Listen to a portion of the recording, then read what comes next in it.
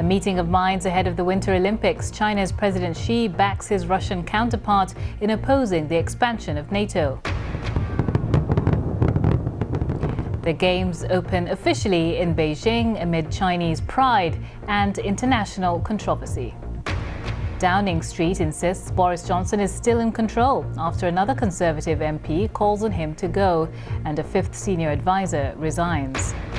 As tensions in Ukraine continue, we have a special report from its eastern region that's for years suffered loss of life on the front line with Russia.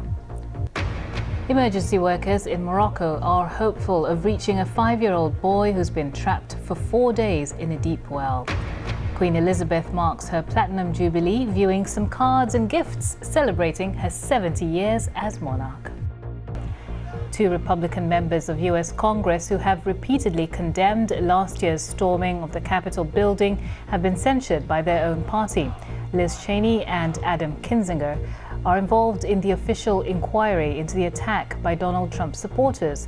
The Republican Party's governing body accused the pair of helping to persecute people engaged in legitimate political discourse. The death toll from the COVID-19 pandemic in the United States surpassed 900,000 on Friday, according to the Johns Hopkins University Coronavirus Tracker. New cases linked to the Omicron variant are falling, but daily deaths continue to rise with an average of 2,400. Currently, only 64% of the population are fully immunised. That's despite highly effective vaccines being widely available.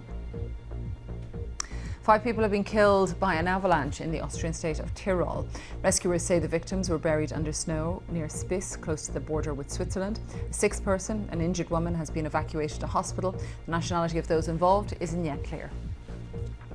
The media giant News Corp says it was attacked by hackers last month. The company, owned by Rupert Murdoch, said the breach was done by someone seeking to gather information to benefit China. Some email accounts and documents from its business divisions were affected, but no customer and financial data appears to have been impacted.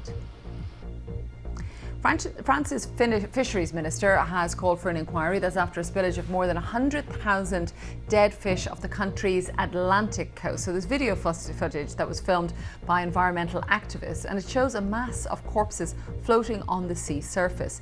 The incident occurred when a net belonging to Margaret, one of the world's second largest super trawler, broke. As the US Republican National Committee censured 2 Republicans critical of Donald Trump, his former Vice President Mike Pence took on his old boss, saying he was wrong to claim he could have overturned the 2020 election.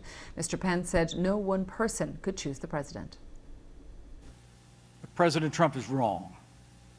I had no right to overturn the election. The presidency belongs to the American people and the American people alone. And frankly, there is no idea more un-American than the notion that any one person could choose the American president.